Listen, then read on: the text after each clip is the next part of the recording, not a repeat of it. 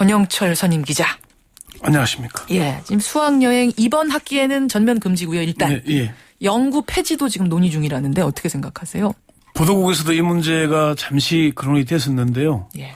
찬반 의견들이 있습니다. 팽팽하죠. 네, 사실은. 찬반이 있습니다. 예. 뭐 필요성도 있겠고, 근데 지금 시기에 이렇게 한꺼번에 300명, 400명 되는 사람들이 몰려다니면서 하는 게 과연 옳으냐. 그 부분에 대해서는 좀 자율적으로 뭐 팀을 나눠서 방법을 좀 바꿔보자. 예, 가고 싶은 곳을 가게 한다든지 뭐 그런 방법도 있을 겁니다. 그러니까 무조건 무자르듯이 폐지, 뭐 아니면 유지 이럴 것이 아니라 네. 좀 이렇게 유연하게 대안을 생각해보는 건 일부 대안학교들은 어떨까. 그렇게 나눠서 그래요? 해외여행 갈 사람, 등산 갈 사람 뭐 이런 체험들을 하는 그런 기회를 삼는 곳도 있는 것 같습니다. 제일 중요한 건 안전이 담보돼야 된다는 네, 거. 그렇죠. 그리고 이번에도 또 배웠습니다. 이걸 감안해서 논의해야겠습니다. 레인보우로도 많은 문자들 지금 토론들 벌어지고 있는데 고맙습니다. 자, 보면서 우리 기자 수첩 Y뉴스 들어가 보죠. 뭐 가지고 오셨어요? 박근혜 대통령이 공직 사회를 강하게 질타하고 나섰죠. 그렇지만은 청와대 이런 움직임이 오히려 청와대의 눈치를 보게 만드는 원인이다. 그런 비판도 있습니다. 그래서 세월호 사고 대책 왜 박근혜 대통령만 바라보나 이런 주제로 오늘 정해봤습니다. 왜 공무원들이 나서서 뭔가를 하지 않고 대통령만 바라보고 있느냐 이 말씀이세요? 예. 일단 박근혜 대통령이 지금 공직사회 기강 잡기에 나선 거죠. 그렇습니다. 상당히 고강도의 공직사회 쇄신을 선언한 겁니다. 대통령은 이번 사고의 원인은 앞으로 수사 결과에서 정확하게 밝혀지겠지만은 저는 반드시 단계별로 철저하게 규명해서 무책임과 부조리, 잘못된 부분에 대해서는 강력히 책임을 물을 것이다. 이렇게 분명하게 밝혔고요. 예. 또 과거부터 음성적으로 해오던 많은 일들과 적당히 넘어가는 무사 안일주의에 대해 철저히 책임을 묻고 제대로 바로잡아서 재발되는 일이 없도록 했다. 지위 고하를 막론하고 민형사상의 책임을 물어야 할 것이다. 예. 이렇게 얘기를 했습니다. 그렇군요. 이번 사고 계기로 뭐 내각 총사퇴, 전면 개각설 이런 것도 나오더라고요. 네, 그런 얘기가 지금 조심스럽게 흘러나오고 있습니다. 그렇지만 시기는 유동적으로 보입니다. 일단은 사고 수습이 먼저이기 때문인데요. 물론이죠. 우선은 차디찬 바닷속 선박 안에 갇혀있는 승객을 찾는데 역량을 집중해야 하지 않겠습니까? 그렇죠. 사고 수습이 마무리 단계에 접어들면은 내각 총사퇴가 됐건 전면 개각이 됐건 물갈이 인사가 단행될 수밖에 없을 것이다. 그런 전망이 나옵니다. 여권의 한 중진 의원은 국무총리를 비롯해 주무부처인 해양수산부 장관, 해양경찰청장의 경질은 피하기 어려울 것이다. 여기에 현호석 경제부총리를 비롯한 여러 부처 장관들도 개각 대상으로 거론되고 있는 그런 상황입니다. 그래요. 다만 박근혜 대통령이 단계별로 책임을 묻겠다는 언급은 했지만은 정부의 책임은 구체적으로 언급하지 않아서 내각 총사퇴 카드를 꺼낼지는 아직은 미지수인 상황입니다. 예. 그런데 오늘 주제가 왜 박근혜 대통령만 바라보고 있는가? 네. 뭐 이건 공무원들이 왜 바라보고 있는가 이 말씀이세요?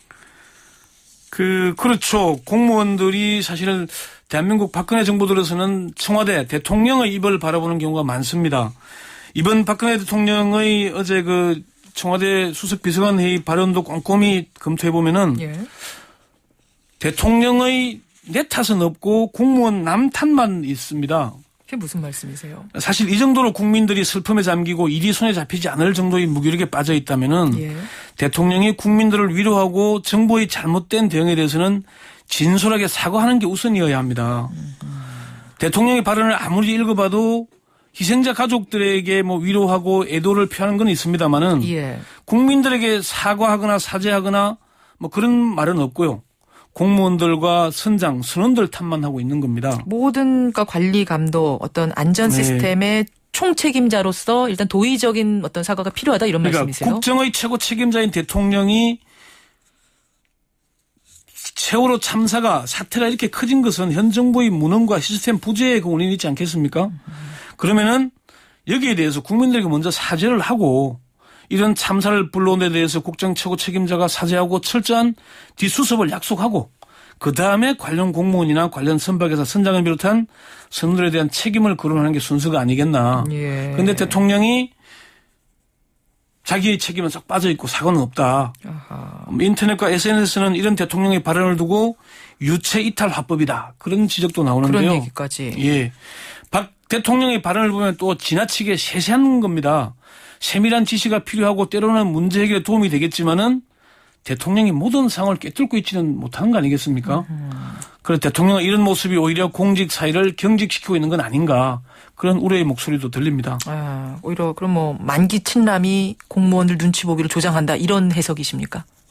그렇죠. 박근혜 대통령의 통치 스타일을 한마디로 만기 칠남, 깨알 수첩 이렇게 표현하지 않습니까? 그렇죠. 이게 바로 제왕적 리더십을 나타내는 말들인데요. 박 대통령이 주재하는 수석 비서관 회의나 국무회의 분위기를 보면은 상당히 경직돼 있습니다. 대통령이 뭔가 계속 지시하고 하면은 참모나 각 부처 장관들은 머리를 숙이고 받아적기에 바쁩니다. 아하. 오죽하면 적자생존. 적자생존? 예, 적는 자만이 살아남는다. 아하. 뭐 그런 말까지 나오겠습니까? 예. 박근혜 정부 고위공직자에게 들은 얘기인데 대통령이 너무 많이 안다. 회의장에 들어가면 분위기가 싸늘해지면서 무슨 말을 꺼내기가 어렵다. 대통령이 몰라도 되는 세세한 내용까지 너무 챙기니까 참모들이나 장관들이 눈치를 보지 않을 수 없다 이런 얘기를 했습니다. 공무원사에서 나온 얘기예요, 그게? 고위공직자에 제가 직접 들은 얘기예요. 예. 그런 얘기까지 나돌 정도의 상황입니다. 실제 언론에 비춰지는 국무회의 모습을 보면은 대통령께서는 뭔가 열심히 읽고 있고 국무위원들은 그것을 한참 받아 적고 있지 않습니까? 뭐 토론하거나 의견을 나누거나 그런 장면들은 잘 안 보입니다. TV에만 그런 장면을 찍어서 그런 건 아니겠습니까?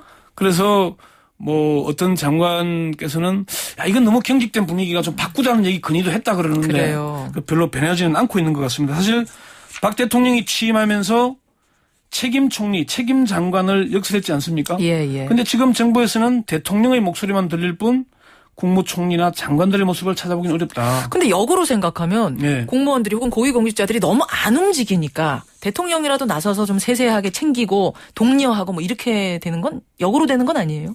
그런 면이 없지는 않습니다만은 제왕적 리더십이 아니고 요즘은 뭐 일부 기업에서는 임파워먼트 리더십이라고 그래서 부하 직원들이 자발적으로 자기 일을 하도록 만들어주는 분위기. 네. 그러니까 이번 일도 현장에서 제대로 결단하지 못해서 생긴 일들이 많지 않습니까? 그렇죠. 1등 항해사가 선장이 아니다 보니까 탈출을 결심하지 못하고 예. 그리고 해경에서도 통화를 하면서 빨리 승객 탈출시키라는 지시를 하지 못하고 선장이 판단해라 미루고 있지 않습니까? 예. 서로 눈치 보게 만드는 게 결국 제왕적 리더십이 대통령을 향해서 눈치를 보게 만들어 놓고 눈치를 보는 공무원들은 반드시 퇴출시키겠다 그러면은 공무원들은 어떻게 처신해야 할까요? 아하.